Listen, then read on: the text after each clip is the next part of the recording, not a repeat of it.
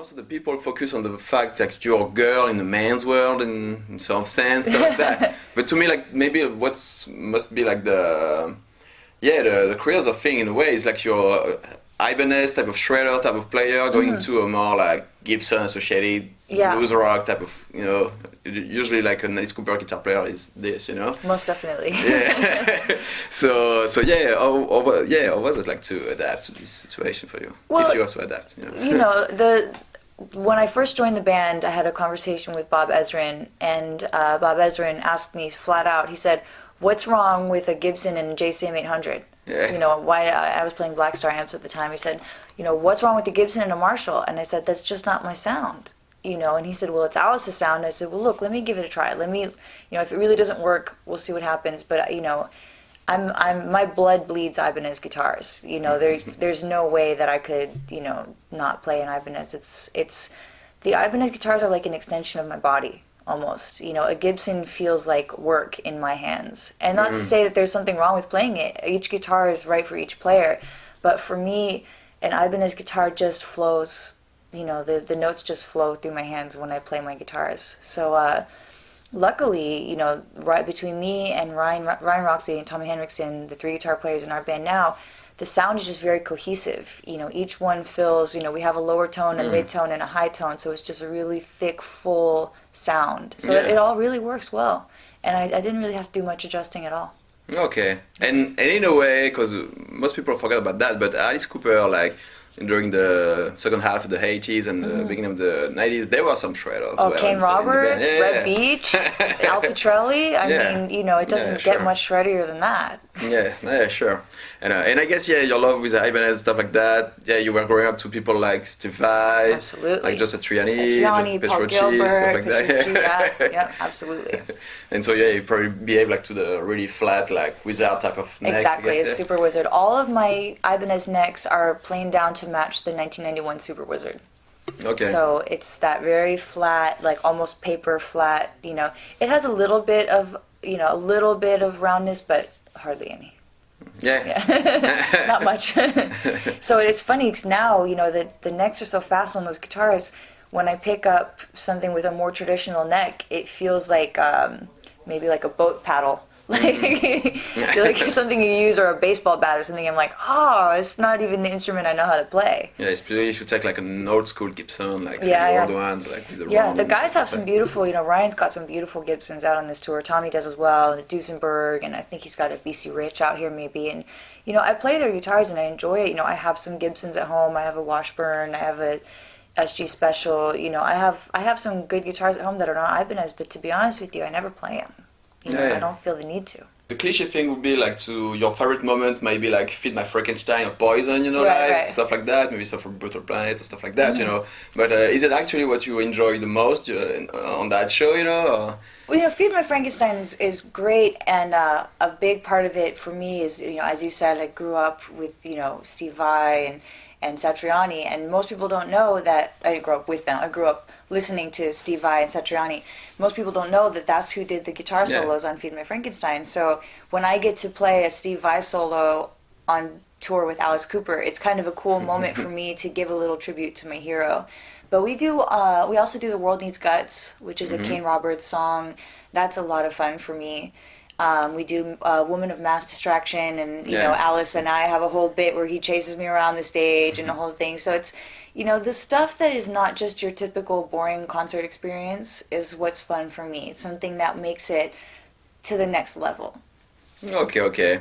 And not that it's important, but I just wanted to check that. You know, I'm curious. I've read on the internet like you actually linked to the Strauss composer from classical music in Austria. Is that true, or is it bullshit from Wikipedia? Well, you know what's funny? I grew up all my life, and my parents told me that I'm related to him, and you know, I have family in Austria, and I always thought, and literally just last month, someone contacted me on the internet, and they said, well, we want you to take a DNA test, because I don't think that you're related to him. So I said, well, shit, maybe it's not true. I grew up believing it. And even if it turns out not to be true, I'm actually really thankful that I had that belief growing up, because it inspired me to live up to the next generation of that name, the name of Johann Strauss. And if that's something that pushed me to be the musician that I am today, maybe it's bullshit, maybe, look, maybe the guy on the internet knows more than my dad. I don't know, but it's, it's nice to at least have that to believe.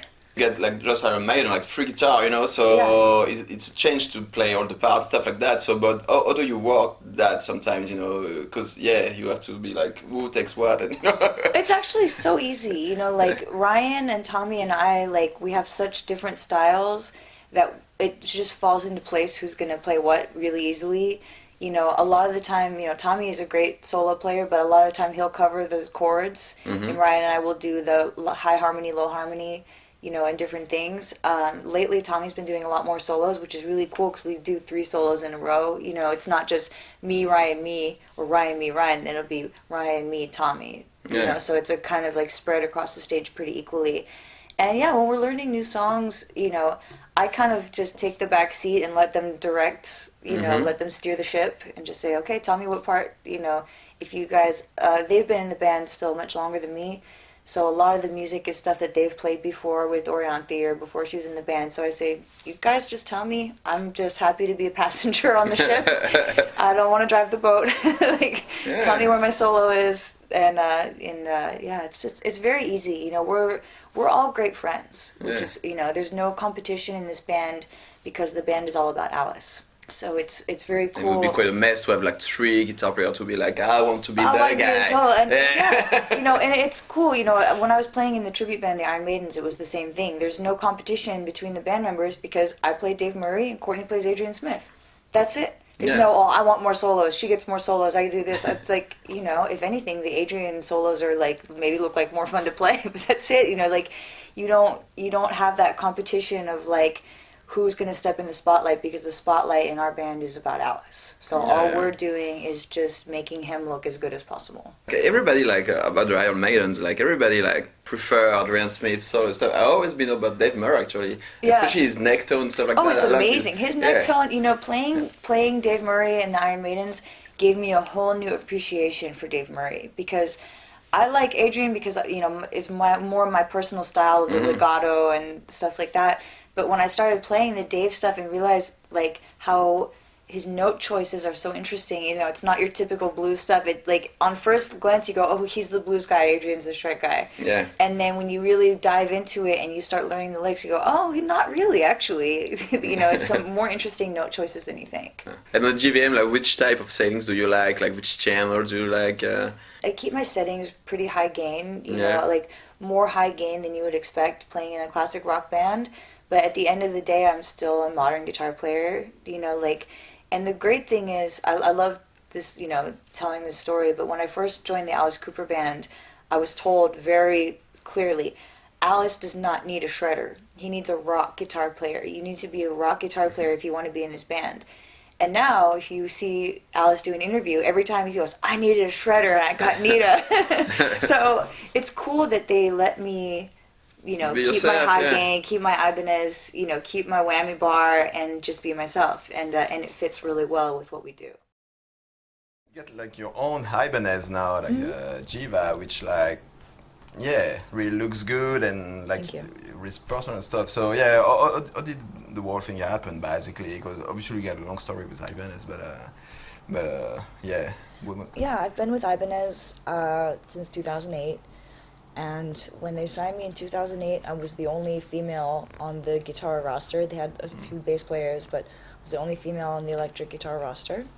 And then 10 years later, I became the first female ever on the signature roster, which is really, I still can't believe that I get to say that sentence. First female, I've been a signature artist. Steve Vai, Satriani, Paul Gilbert, Herman Lee, all my heroes. And there's me, the first female to get to do one. So it's really, truly I know I've been saying this a lot in this interview, but I'm just so honored and really hope that I'm the first of many. I hope that there's many, many future female signature artists behind me. And so what about the specs? So the first thing is you get a signature pickup in it. So Signature DiMarzio, yes. And, which is the Pandemonium, it's called, And so what type of pickup it is? Is it a hot? It's pretty hot, yeah. The Pandemonium is as if an evolution and a deactivator had a baby. Okay. A very loud baby. You know, because I love the evolution pickup, but I always found it to be a bit noisy. Mm-hmm. You know, especially for like a less experienced guitar player, an evolution is very hard to control. And I love the deactivator because it's aggressive and bright, but it snaps back for playing metal. You know, if you're doing a breakdown or something, crunchy parts, there's no noise. It's, you know, it's almost got like that built-in hush circuit to it. So I asked Steve Blucher from DiMarzio, how can we combine these two, the attack and the, you know, the quietness and the attack and the aggressiveness of the deactivator with the almost like singing vocal quality, you know, the very high output quality of the evolution. And we did 10 different versions of the pickup, I think, 9 or 10 different versions, because we just had to get it right, try it again, and try it again. And so we did a neck and a bridge version. We didn't do a single coil because I think a True Velvet single coil is so perfect as it is. I didn't think I could improve on it. The DiMarzio True Velvet, to me, like, there's nothing I can change about it. I think it's perfect. And I wanted the best pickups in my guitar, so we put a True Velvet. Okay. And for the rest of the guitar, I know you love like the 92, 93 Wizard neck and stuff like that. The old school so 91 I guess Super it's Wizard. kind of specs. It's close, yeah. It's a Nitro Wizard. You know, they make it in Indonesia. In Indonesia, they can't do the neck as thin as they do in Japan. The machines can't. So it's a Nitro Wizard neck. It's still flat, but it's got a bit more curve to it, which I actually really enjoy because you can hold it a bit better. You know, there's sometimes a thin neck. It's a little too thin, and I never thought I would say that because I like a really thin neck, but it's actually really nice, especially playing the Alice Cooper stuff. You know, it's nice to have a bit more grip on the neck. Mahogany body, quilted maple top, ebony fretboard, and then, of course, the look of it, you know, the black and blonde look. It's just me. So it's a cool thing. It's not. It's fun because it looks like it's a really usual finish, but it's not. Yeah, not at all. But it's great. It looks great, and it's sober as well, you know. And it's not too flashy and stuff. Exactly. You know, yeah. So many people said, you know, it's a signature guitar you can assume to have for other people too. Exactly. And, you know, I didn't want to just be like, this is a signature guitar that only works for me. I wanted to be a guitar that would work for a lot of people. And I see people out there playing jazz, blues, funk. There's a guy on YouTube that plays surf, you know, surf music on Jiva. And I think it's so great. You know, it's an accessible guitar for so many people. And sometimes people would ask me when it came out, they said, but it's not pink. It's not pink and purple. Like, why didn't you make it more feminine? And I said, what about it is unfeminine? Like, a guitar doesn't have to be feminine or masculine. It's just a guitar. Like, you know, that's like saying, why don't I dress more in pink? It would be more feminine. Like, you know, it's silly. By the way, because the HSH configuration you always love, like, I always wonder, like the clean, you like to play it on the central position with the True Velvet single coil, or do you like to? Oh yeah, I do it. I use every position of the 5 in this show. So I use even the split position between like the neck and the single coil and the bridge and the single coil. I even use those tonight in this tour, because there's a perfect spot for each one. You know, like in Steven, for example, when we do Steven.